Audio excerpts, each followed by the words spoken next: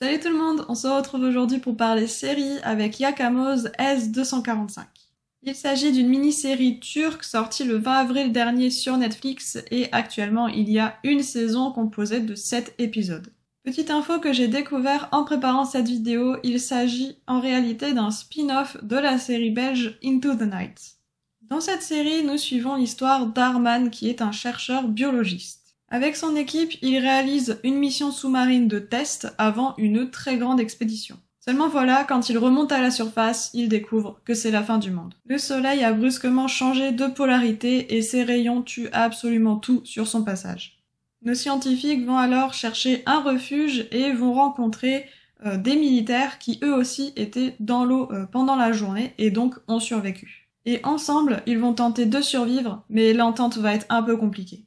Je n'en dis pas plus, mais en tout cas, si vous aimez les séries un peu apocalypse, un peu fin du monde et survie, foncez, vraiment, moi j'ai apprécié cette série, malgré les avis plutôt mitigés des spectateurs, puisque j'ai eu quand même beaucoup d'avis très négatifs sur cette série, et ben pour le coup, moi c'est l'inverse, j'ai plutôt apprécié, donc voilà, n'hésitez pas à aller la voir, en plus c'est une série turque, c'était la première fois que je regardais une série turque, et j'ai plutôt apprécié ça en fait. Parce que oui, pour le coup, j'ai plutôt été très prise par l'histoire dès le début, même si au bout d'un moment ça s'essouffle. C'est-à-dire qu'au début, j'étais vraiment très prise dans l'histoire, je voulais vraiment regarder tous les épisodes, je voulais pas m'arrêter.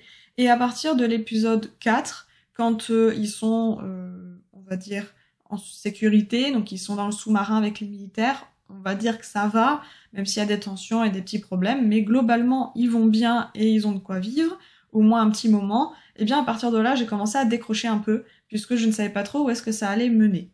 Après, il y a plusieurs points qui m'ont quand même dérangé. Nous avons notamment la musique, qui n'est pour moi pas forcément bien choisie. Après, c'est purement personnel, mais par exemple, une des scènes qui m'a le plus choquée en termes de musique, c'est au tout début, dans le premier épisode, quand il remonte à la surface et qu'il découvre le bateau vide.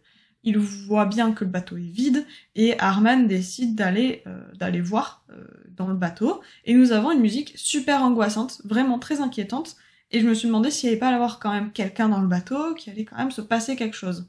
Et en fait non, puisqu'il n'y a absolument personne dans le bateau, ils sont tous partis.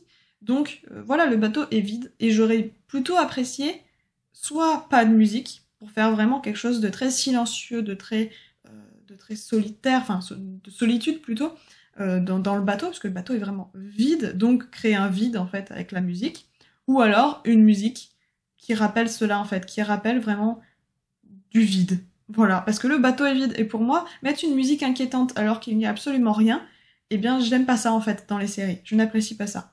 Je sais que le but c'est quand même de créer une tension pour le spectateur, mais pour moi une fausse tension, une tension qui mène à rien, pour moi ce n'est pas plaisant en fait. Je sais que beaucoup d'entre vous apprécient cela, moi c'est pas le cas. Dans les séries apocalyptiques comme ça, je préfère quand la musique est placée au bon moment, que la musique est inquiétante quand il y a besoin que ce soit inquiétant, et que c'est calme quand il y a besoin que ce soit calme, tout simplement. Autre point que je trouve très dommage, c'est qu'il n'y a pas d'indicateur temporel. En gros, on ne sait pas depuis combien de temps c'est la fin du monde. On sait que les voyages durent plusieurs jours, voire même plusieurs semaines, et qu'ils n'ont plus grand chose à manger, mais en fait on n'a pas de réelle indication là-dessus, on ne sait pas depuis combien de temps, en fait, ils sont sous l'eau, par exemple. Je serais incapable de dire s'il s'est passé 2 semaines, ou 2 mois, ou même beaucoup moins que ça peut-être, ou même beaucoup plus, j'en ai aucune idée. Et ce problème-là, je l'ai eu dès le début de la série, puisqu'en fait, bon, c'est un peu ma faute pour le coup, mais je n'avais pas compris, par exemple, qu'ils partaient sous l'eau pour faire leur test pendant 15 heures.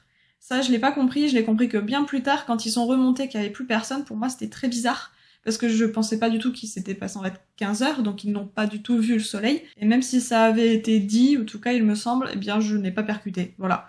Donc déjà, dès le début, ça partait mal, et après, par la suite, il y a eu aucune indication. Il y a juste eu des fois des indications pour dire que, par exemple, pour aller en Bulgarie, il faut une semaine, je sais plus, hein, mais quelque chose comme ça.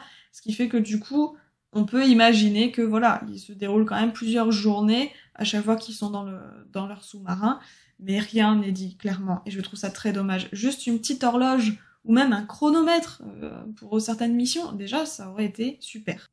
Un point super positif maintenant, c'est que j'apprécie beaucoup quand les séries catastrophes ne tiennent pas à leur personnage. Bon, on est d'accord, le personnage principal, donc Arman, lui, en théorie, il ne risque rien. Je dis bien en théorie, parce que on ne sait pas. Mais bon, voilà, tous les autres personnages, ils peuvent mourir à n'importe quel moment. Et ça, c'est vraiment chouette pour les séries catastrophes. J'aime pas du tout quand la série, du début à la fin, contient les mêmes personnes et que aucun ne disparaît ou ne meurt. Ça, c'est vraiment quelque chose qui me frustre, en fait, parce que je me dis c'est une catastrophe, mais eux, ils vont bien. Du coup, voilà, petit point positif. On va quand même parler de la fin de la saison. Donc je ne vais pas spoiler ce qui se passe à la fin, il n'y a pas besoin de toute manière dans ce point-là, juste pour dire que tout se passe en 10 minutes, et en fait ça me frustre énormément quand tout est condensé à la fin. Parce qu'en gros, il se passe pas grand-chose, ou du moins ça prend son temps sur les autres épisodes, donc on va dire du 4 au milieu de l'épisode 8. Voilà, il se passe pas grand-chose. Épisode 7 plutôt, pardon, il y en a que 7. Oui, c'est ça, il y en a que 7. Donc voilà, il se passe, on va dire, pas grand-chose. Mais en gros, à la fin de l'épisode 7, donc il reste 10 minutes, et c'est là que tout va se passer. Et ça se passe tellement vite que même, il y a des choses que je crois que j'ai pas compris en fait. Parce que ça va trop vite. Et que les personnes, des fois, les personnages changent de vêtements et tout. Donc déjà qu'il y a beaucoup de militaires, beaucoup de personnages, je crois qu'à la fin, j'ai pas tout suivi. Mais du coup, j'espère qu'il y aura une saison 2 pour comprendre déjà un peu mieux, puis pour répondre aussi aux questions que l'on a à la fin de la saison 1. Mais du coup, pour moi, ça crée une situation d'urgence. Et j'ai l'impression que les producteurs n'avaient juste plus de temps, et du coup ont dû condenser. C'est vraiment la sensation que j'ai, et c'est très dommage, vraiment, que tout soit condensé en 10 minutes. Et du coup, toutes les bases sont posées pour une saison 2. On a énormément de questions, et tout est resté en suspens, en fait, à la fin de la saison 1. Et du coup, il faut absolument une saison 2. Voilà, tout simplement, je veux une saison 2, je veux savoir ce qui se passe après. Voilà, c'est... Je me demande d'ailleurs ce qui va se passer après, parce que pour le coup, tout le monde est mort, en fait, sur Terre. Donc, voilà, il y a pas trop d'espoir, on sait pas trop ce qu'on peut faire.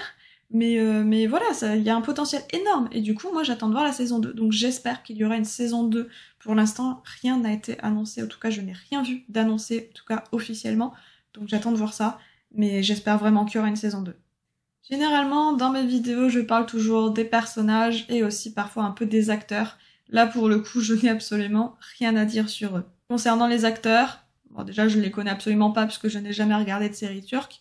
Mais ils sont tous très bien, j'ai aucun souci avec eux. Le jeu d'acteur est bon, à mon sens, en tout cas je n'ai eu aucun souci. Concernant les personnages, j'apprécie beaucoup Arman, mais aussi tous les autres. En fait, je n'ai ni d'affinité, ni de répulsion, ni rien en fait avec eux, je n'ai aucun problème. Voilà, tout se passe bien, mais du coup je n'ai pas grand chose à dire. Après, c'est l'inconvénient aussi des séries Apocalypse, où pour moi on ne peut pas vraiment s'accrocher aux personnages, pas trop, puisqu'en plus ça se trouve il peut mourir, donc on évite au maximum de s'accrocher à eux. Mais voilà, pour le coup je n'ai rien à dire, tout est très bien pour moi, ça me va parfaitement. Voilà, cette vidéo est maintenant terminée, n'hésitez pas à me dire en commentaire ce que vous en avez pensé donc, de cette série. N'hésitez pas à mettre un petit pouce en l'air, à vous abonner à la chaîne, et puis sur ce je vous dis à bientôt pour une prochaine vidéo. Ciao!